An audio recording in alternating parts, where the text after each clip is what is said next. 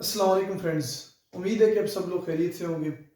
और आज हम जो टॉपिक करने जा रहे हैं वो बेसिकली एक्टिविटी है। हमारे पास टेस्ट योर सेल्फ 2.3 है एक्टिविटी। इसके अंदर 10 क्वेश्चन है और 10 क्वेश्चन वही शेल से रिलेटेड है, सब शेल से रिलेटेड है। शेल कौन से शेल में कितने इलेक्ट्रॉन है, ठीक है, बस इतना सही पूछा गया है। अगर कोई एटम दे दिया गया है तो उसके इलेक्ट्रॉनिक कन्फिग्रेशन जो है ना वो लिखें। तो ये सिंपल सी बातें हैं। अगर आप लोगों ने इलेक्ट्रॉनिक कन्फिग्रेशन वाला जो इससे पिछला लेक्चर है वो अगर आप लोगों ने सही तरीके से ले लिया है, यानी कि वो आधे घंटे का लेक्चर है तकरीबन, तो वो लेक्चर आप लोगों ने पूरा सुन लिया है अगर, तो ये जो है ना एक्टिविटी आप खुद भी सॉल्व कर सकते हैं, कोई इतना मसला नहीं है, ठीक है। लेकिन अगेन मैं करवा देता हूँ, आप लोग देख लीजिएगा इसको। क्वेश्चन नंबर 1 है, how many the maximum number of electrons that can be accommodated in a P subshell. कहते हैं कि maximum number of electrons P subshell के अंदर कितने हो सकते हैं। बेसिकली हमें पता है एस के अंदर कितने होते हैं 2, पी के अंदर कितने होते हैं 6 और डी के अंदर कितने होते हैं 10 और एफ के अंदर कितने इलेक्ट्रॉन अकोमोडेट हो सकते हैं, यानी कि आ सकते हैं 14 इलेक्ट्रॉन। तो यहाँ पे उसने कौन सा पूछा है, पी सब शेल का। तो पी सब शेल के अंदर मैक्सिमम कितने इलेक्ट्रॉन आ सकते हैं, 6 आ सकते हैं। एक एक जो है वो मिनिमम है और 6 क्या है मैक्सिमम है, ठीक है। एक भी आ सकता है, दो भी आ सकते हैं, 3 भी, 4 भी, 5 भी और 6 से ऊपर नहीं आ सकते, 7 नहीं आ सकते, ठीक है। तो 6 क्या है मैक्सिमम है, ज़्यादा से ज़्यादा इलेक्ट्रॉन है। और एक इलेक्ट्रॉन क्या है कम से कम इलेक्ट्रॉन, जो कि पी सब शेल के अंदर आएगा। तो उसने पूछा मैक्सिमम नंबर, तो मैक्सिमम नंबर कितने हैं 6 इलेक्ट्रॉन्स। अब क्वेश्चन नंबर 2 है, how many sub shells are there in second shell. कहता है कि सेकंड शेल के अंदर कितने सब शेल हैं। तो हमें पता है कि जो पहला शेल है के शेल के अंदर कितने सब शेल हैं, जो है ना वो एक सब शेल है एस। बाकी जो दूसरा सब शेल है, ठीक है, उसके अंदर कितने सब शेल हैं, 2 सब शेल है। जो दूसरा शेल है उसके अंदर कितने सब शेल हैं, 2 सब शेल। कौन कौन से, एस और पी। आगे जो तीसरा शेल है वो एम शेल है। एम शेल के अंदर कितने सब शेल हैं, 3 सब शेल हैं, एस पी और डी। आगे इस तरह चौथा शेल है, ठीक है ना। चौथे शेल के अंदर जो है ना वो एन है। चौथा शेल क्या है, एन है। तो एन के अंदर कितने सब शेल हैं, 4 सब शेल हैं, एस पी डी और एफ। तो उसने कौन सा पूछा है, सेकंड शेल का पूछा है। तो सेकंड शेल में 2 सब शेल हैं, कौन कौन से, एस और पी। थर्ड का पूछता है तो मैंने बता दिया है, फोर्थ का पूछता है तो वो भी मैंने बता दिया। अब question number 3, why does an electron first fill 2p orbital and then 3s orbital. ये हमारे पास इलेक्ट्रॉनिक कन्फिग्रेशन लिखी हुई है। अगर आप इसको देखें तो 1s2, फिर क्या आएगा 2s2, फिर 2p6, उसके बाद 3s2 आएगा। यानी कि इस तरह फिल होंगे ना, ये मैंने ये सारा डिटेल में करवाया हुआ है। यानी कि पहले 1s2, फिर 2s2, फिर 2p6, फिर 3s2 आएगा ना। यानी कि पहले 2p आएगा उसके बाद 3s आएगा। तो ये कहते हैं कि क्यों पहले 2p आएगा, यानी कि इलेक्ट्रॉन पहले 2p में क्यों जाएंगे उसके बाद 3s ऑर्बिटल में क्यों जाएंगे।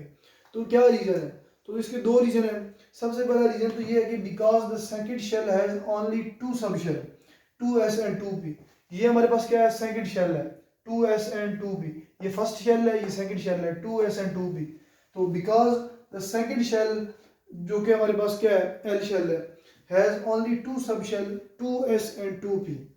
The atoms with more electrons now must begin the third shell as 3s। तो क्या होगा, जब ज्यादा इलेक्ट्रॉन होंगी, कोई ऐसा एटम जिसके पास ज्यादा इलेक्ट्रॉन होंगे, जो 2p से ज्यादा आगे ऊपर जा रहे होंगे इलेक्ट्रॉन, तो उसके बाद जो है ना वो किस में फिल होंगे, 3s में फिल होंगे। दूसरा रीजन क्या है, the second reason is that electron first fill in the most stable sub shell in 2p orbital and then fill up into higher energy subshell such as 3s। इसका मतलब ये है कि इलेक्ट्रॉन जो है वो सबसे पहले उस सब शेल में जाएंगे जो सबसे ज्यादा स्टेबल होगा। स्टेबल का मतलब क्या है कि उसकी एनर्जी कम होगी। तो सबसे पहले 1s की एनर्जी कम होती है, फिर 2s की कम होती है, सॉरी 2s की ज़्यादा होती है 1s से, फिर 2p की इन दोनों से ज़्यादा होती है, फिर जो 3s होता है वो इन तीनों से ज़्यादा एनर्जी पे होता है। तो 2p जो है ना उसकी एनर्जी 3s से क्या है, कम है।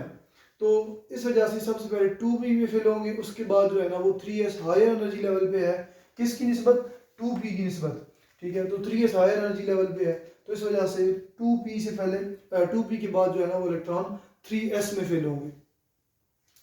उसके बाद क्वेश्चन नंबर 4 है, if both K and L shells of an atom are completely filled, how many total numbers of electrons are present in them. कहते हैं कि अगर K और L दोनों कंप्लीटली फिल्ड हो, ठीक है, तो ऐसा नहीं है कि L जो है ना वो हाफ फिल है, यानी कि उसकी P की कुछ इलेक्ट्रॉन है या S में कुछ इलेक्ट्रॉन है, ठीक है, ऐसे नहीं है। कहता है कि K और L दोनों फिल है, तो टोटल नंबर ऑफ इलेक्ट्रॉन्स कितने होंगे। तो आपको पता है K के अंदर क्या है, एक सब शेल है 1s, ठीक है, यानी कि एक S है, तो S में कितने इलेक्ट्रॉन होते हैं, 2। आगे क्या, L के अंदर दो सब शेल है S और P, S में कितने होते हैं, 2, P में कितने होते हैं, 6। ये देखिए S में 2, P में 6, तो 6 और 2 कितने हो गए, 8। तो टोटल इलेक्ट्रॉन कितने हो गए, 10। 2 K के और 8 L के, 2 और 8 कितने हो गए, 10 electron. So total number of electrons in K and L are 10। ये इसका आंसर है। आगे क्वेश्चन नंबर 5 है, how many electrons can be accommodated in M shell. M shell के अंदर कितने मैक्सिमम इलेक्ट्रॉन आ सकते हैं। अकोमोडेटेड का मतलब होता है कि मैक्सिमम कितने नंबर ऑफ इलेक्ट्रॉन्स आ सकते हैं। अकोमोडेटेड का मतलब ये है, फर्ज करें कि अकोमोडेट का मतलब मैं आपको इस तरह समझाता हूँ कि अगर आपके पास एक रूम है, ठीक है, उस रूम के अंदर आपने पूरे रूम के अंदर कुर्सियां रखी हुई हैं, तो आपसे भी बाहर से बंदा आके पूछ सकता है कि हाँ भाई इस कमरे के अंदर कितने बंदे आ सकते हैं, तो आप बताएंगे कि जी इसके अंदर 20 बंदे आ सकते हैं, 20 से ज़्यादा एक बंदा भी ऊपर नहीं आ सकता, यानी कि 20 से ज़्यादा कुर्सियाँ, एक कुर्सी भी और अंदर यानी कि इस रूम में नहीं आ सकती, ठीक है। तो ये रूम जो है वो मैक्सिमम यानी कि कितने अकोमोडेट कर रहा है, 20 चेयर्स अकोमोडेट कर रहा है, ठीक है, इसका ये मतलब है। तो शेल का मतलब ये है कि इस शेल के अंदर मैक्सिमम कितने इलेक्ट्रॉन आ सकते हैं, ये शेल मैक्सिमम ज़्यादा से ज़्यादा कितने इलेक्ट्रॉन अकोमोडेट कर सकता है, ये मतलब है इसका। तो एम शेल कौन सा है, सबसे पहले के है, उसके बाद एल है और फिर एम है। एम जो है वो क्या है, थर्ड शेल है, उसके अंदर कितने सब शेल हैं, 3 सब शेल है, एस पी और डी। अब एस में कितने इलेक्ट्रॉन होते हैं, 2, पी में 6 और डी में 10, तो तीनों को जमा कर ले तो टोटल इलेक्ट्रॉन आ जाएंगे एम शेल के अंदर। एज एम शेल हैव 3 सब shells S, P and D. So maximum number of electrons in M shell will be S plus P plus D. यानी कि 3 सब शेल है S, P और D, तीनों को जमा करेंगे 2 जमा 6 जमा 10 इज इक्वल टू 18 इलेक्ट्रॉन, यानी कि आपके पास टोटल इलेक्ट्रॉन कितने हो गए, 18 इलेक्ट्रॉन। ये साथ साथ में मैं जो है ना थोड़ा सा उर्दू में बता रहा हूँ कि कुछ बच्चे ऐसे होते हैं, मतलब कि आप कह सकते हैं कि वीक होते हैं, जो है ना सम टाइम अक्सर जो है ना गाँव के जो स्कूल होते हैं वो क्या है कि वहाँ पे वो बेसिकली उर्दू में पढ़ रहे होते हैं उर्दू में केमिस्ट्री पढ़ रहे होते हैं, उनके पेपर भी उर्दू में होते हैं, तो इस वजह से जो है ना फिर वो साथ साथ उर्दू में बताना पड़ता है। आगे, what is the electronic configuration of hydrogen atom. Hydrogen atom की इलेक्ट्रॉनिक कन्फिगरेशन क्या है, तो बता दूं कि किसी भी एटम की इलेक्ट्रॉनिक कन्फिगरेशन लिखने से पहले आपको उसका एटॉमिक नंबर पता होना चाहिए। अगर आपको उसका एटॉमिक नंबर पता है तो आप इजीली इलेक्ट्रॉनिक कन्फिगरेशन लिख सकते हैं। और इलेक्ट्रॉनिक कन्फिगरेशन लिखने का पूरा वे बताया मैंने आपको कि कैसे लिखनी है। आपके पास अगर एटॉमिक नंबर आपको पता है तो इस तरह से ड्रॉ कर लें, ठीक है, आपके लेवल तक बस इतना ही आएगा, इससे ज़्यादा नहीं आएगा, ठीक है। ये 3D तक ड्रॉ कर लें, इस तरह एरो लगा लें आसानी के लिए, सही है, इस तरह आसानी हो जाएगी इलेक्ट्रॉनिक कन्फिगरेशन लिखते हुए। तो हाइड्रोजन का जो कि एटॉमिक नंबर 1 है, तो ये क्या आएगा 1s1 आएगा, यहाँ पे सॉरी मैंने 1s2 लिखा हुआ है, तो यहाँ पे क्या आएगा 1s1, यानी कि हाइड्रोजन के जो है ना वो एक ही इलेक्ट्रॉन है वैलेंस शेल में, है ही एक ही वैलेंस शेल है उसका, ठीक है, यानी कि शेल ही एक ही है उसका और सब शेल भी एक ही है, तो उसके अंदर एक ही इलेक्ट्रॉन है, आप उसको वैलेंस शेल कह सकते हैं बेशक। आगे क्वेश्चन नंबर 8 है 7 है, what is the atomic number of phosphorus, write down it's electronic configuration. तो बता रहा हूँ कि 18 तक जो है ना आप लोग एटॉमिक नंबर याद कर लें, यानी कि शुरू से हाइड्रोजन से लेके और जिस एलिमेंट का यानी कि एटॉमिक नंबर 18 है वहाँ तक याद कर लें। ये सारे मैंने पिछले लेक्चर में बताए थे, ठीक है ना। ये 18 एलिमेंट याद कर लें विद एटॉमिक नंबर, इनमें से कोई भी एक आ जाएगा, 18 से ऊपर नहीं आएगा, ठीक है, ये ज़हन में रखिएगा, क्योंकि आप लोगों का लेवल अभी जो है ना वो छोटा है, इस वजह से वो नहीं आएगा 18 से ऊपर। तो 18 तक जो है ना वो याद कर लें। तो क्या है कि as the atomic number of phosphorus, ये पी से शो किया मैंने, कैपिटल पी से, इसका सिंबल है फास्फोरस का। Atomic number of phosphorus is 15, so it's electronic configuration will be, अब इसका एटॉमिक नंबर कितना है 15 है, तो आप यहाँ पे एक साइड पे ये चीज़ भी बना लीजिएगा आसानी के लिए। तो क्या होगा 1s2, उसके बाद 2s2, उसके बाद 2p6, 15 इलेक्ट्रॉन पूरे करने हैं, ये ज़हन में रखिएगा। फिर 3s2, उसके बाद 3p3। अब ये टोटल इलेक्ट्रॉन गिन लें आप 2 + 2 4 + 6 10 + 2 12 + 3 15, ठीक है। अगर वैसे तो यहाँ पे अगर आप 6 भी लिख सकते हैं, अगर ज़्यादा इलेक्ट्रॉन हो, ठीक है, p कम्प्लीटली फिल्ड हो रहा है तो आप आगे भी जा सकते हैं 3p6 के बाद, यहाँ पे फिर 3p6 लिखना पड़ेगा। लेकिन चूंकि यहाँ पे 15 इलेक्ट्रॉन हमने पूरे करने हैं, तो p में कितने इलेक्ट्रॉन आ रहे हैं, 3 इलेक्ट्रॉन आ रहे हैं। तो ये जो है ना इस तरह इलेक्ट्रॉनिक कन्फिग्रेशन होगी, आप सब एलिमेंट की इसी तरह इलेक्ट्रॉनिक कन्फिग्रेशन लिखेंगे। तो आगे चलते हैं क्वेश्चन नंबर 8 की तरफ। तो क्वेश्चन नंबर 8 क्या है हमारे पास, if an element has atomic number 13 and atomic mass 27, how many electrons are in each atom of the element. अब ये वाला जो क्वेश्चन है ना, ये थोड़ा सा न्यू क्वेश्चन है, ठीक है, एक आप कह सकते हैं कि टेक्निकल क्वेश्चन है थोड़ा सा, सही है। ये जो है ना वो टॉपिक के अंदर नहीं है, ये जस्ट जो है ना इसके अंदर है, आप कह सकते हैं कि एक्टिविटी के अंदर है, सही है।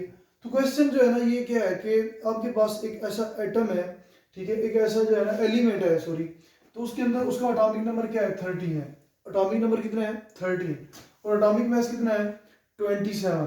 तो कहते हैं कि उसके अंदर इलेक्ट्रॉन्स कितने होंगे। तो मैंने आप लोगों को बताया हुआ है कि एक एटम जो होता है एलिमेंट का, एक एटम वो क्या होता है न्यूट्रल होता है। फर्ज करें कि ये जो एक हाइड्रोजन है, ठीक है, ये इसके ऊपर 0 चार्ज होता है, ये न्यूट्रल है। क्यों? क्योंकि इसके अंदर जितने प्रोटॉन है इतने ही इलेक्ट्रॉन है। इसी तरह बड़े जो एलिमेंट के एटम है जिनके अंदर 20-20 25-25 इलेक्ट्रॉन प्रोटॉन है, ठीक है, तो उनमें क्या होता है, अगर उनके ऊपर चार्ज 0 है तो इसका मतलब क्या है कि उनमें नंबर ऑफ इलेक्ट्रॉन्स और नंबर ऑफ प्रोटॉन्स क्या है, इक्वल है, बराबर है।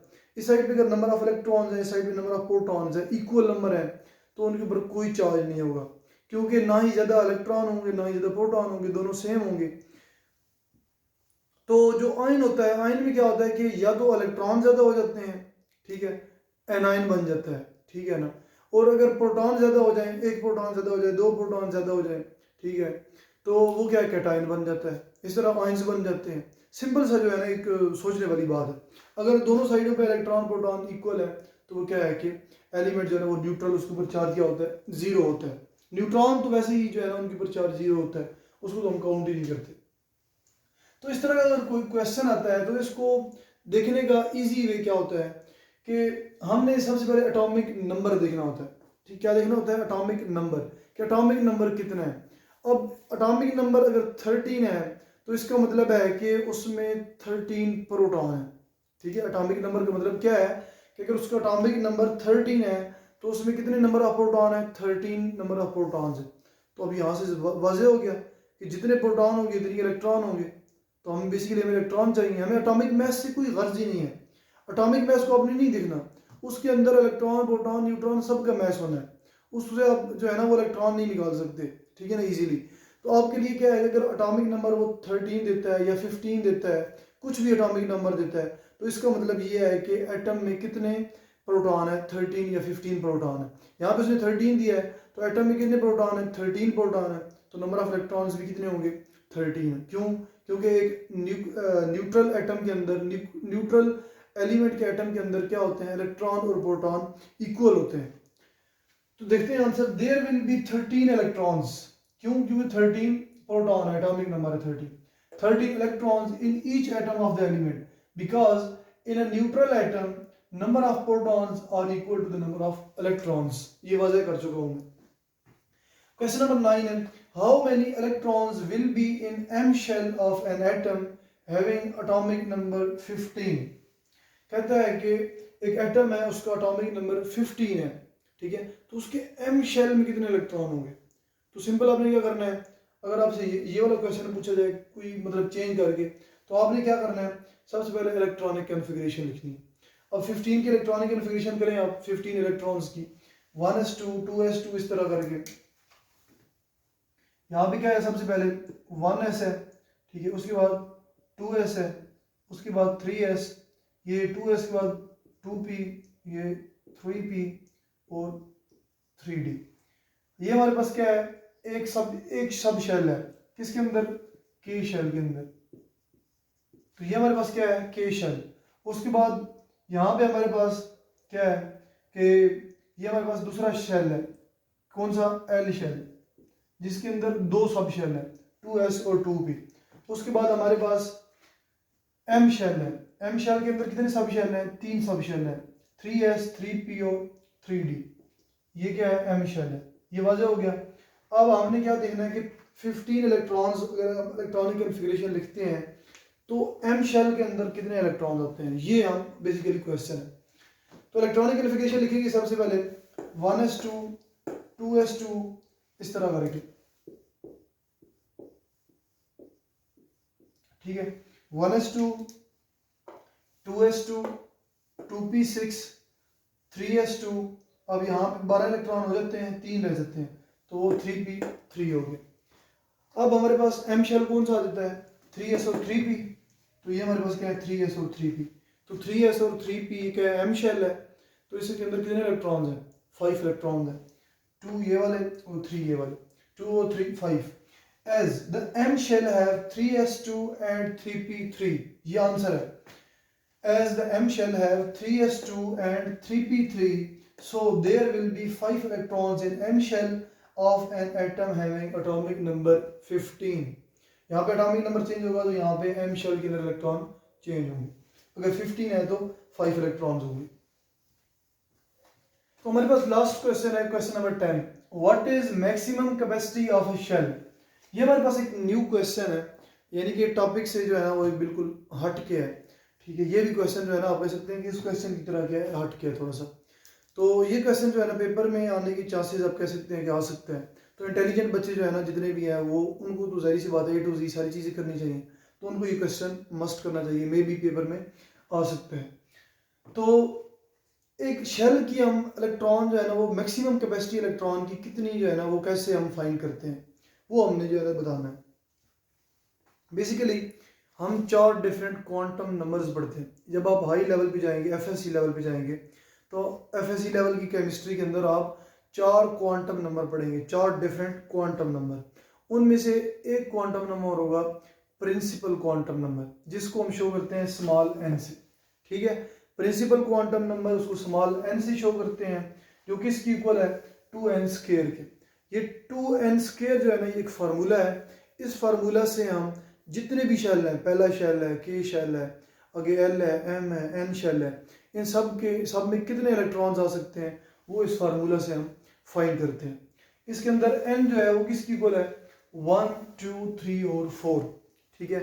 यानी कि आगे 5 6, मतलब कि हम मैक्सिमम 4 तक ही लेते हैं शेल को, ठीक है। तो यहाँ पे एन की वैल्यू 1 रखें, तो यहाँ पे जो है ना 1 का स्क्वायर 1 और 2 से मल्टीप्लाई करेंगे तो 2, ठीक है। तो 2 यहाँ पे क्या है कि शेल के अंदर जितने भी इलेक्ट्रॉन है, जाहिर सी बात है कि सब शेल है तो 2 इलेक्ट्रॉन आएंगे इसके अंदर। तो के शेल मैक्सिमम कितने इलेक्ट्रॉन की कैपेसिटी है, के अंदर 2 इलेक्ट्रॉन की। उसके बाद यहाँ पे शेल जो है ना वो दूसरा शेल रखेंगे हम यहाँ पे, एल शेल। तो यहाँ पे 2 रखेंगे तो 2 2s are 4, यानी कि 2 का स्क्वायर है, और आगे जो है ना फिर मल्टीप्लाई 2 से करेंगे तो 8। यहाँ पे 8 इलेक्ट्रॉन्स आ जाएंगे किसके अंदर, एल शेल के अंदर। उसके बाद हमारे पास तीसरा शेल है, थर्ड शेल, यहाँ पे 3 रखेंगे तो 3 का स्क्वायर करेंगे, 3 3s are 9 मल्टीप्लाई बाई 2 तो क्या होगा 18। तो यहाँ पे 18 इलेक्ट्रॉन्स किसके अंदर आ गए, थर्ड शेल के अंदर, एम शेल के अंदर। आगे फोर्थ शेल रखेंगे जो कि एन शेल है, तो फोर्थ यहाँ पे 4 रखेंगे, तो क्या करेंगे 4 का स्क्वायर करेंगे तो 16 मल्टीप्लाई बाई 2 क्या होगा 32। तो यहाँ पे 32 इलेक्ट्रॉन्स एन शेल के अंदर आ जाएंगे। इस तरह आप 2n² की फार्मूला से जितने भी एक एटम के अंदर शेल्स हैं, आप शेल में मैक्सिमम नंबर ऑफ इलेक्ट्रॉन्स क्या कर सकते हैं, इजीली फाइंड कर सकते हैं। ठीक हो गया। तो यहाँ पे जो है ना हम अपना लेक्चर एंड करते हैं। ये आप लोगों की एक्टिविटी है, बहुत ही जो है ना आप कह सकते हैं कि इंपॉर्टेंट एक्टिविटी है, ठीक है। कॉन्सेप्चुअल क्वेश्चन जितने भी हैं वो इसके अंदर है, 10 कॉन्सेप्चुअल क्वेश्चन है। इसको जो है ना आप ज़रूर मतलब कि अगर एक दफ़ा समझ नहीं आई तो दूसरी दफ़ा करें, ठीक है। तो एक्टिविटीज़ जितनी भी होती हैं वो सारी कॉन्सेप्चुअल होती हैं, तो उनको मस्ट किया करें। तो इसी के साथ ही मैं अपना लेक्चर एंड करता हूँ। इंशाल्लाह मिलते हैं नेक्स्ट लेक्चर में। अगर किसी का कोई क्वेश्चन हो तो वो अगेन कमेंट सेक्शन में क्वेश्चन करें, इंशाल्लाह मैं उसका रिप्लाई करूँगा।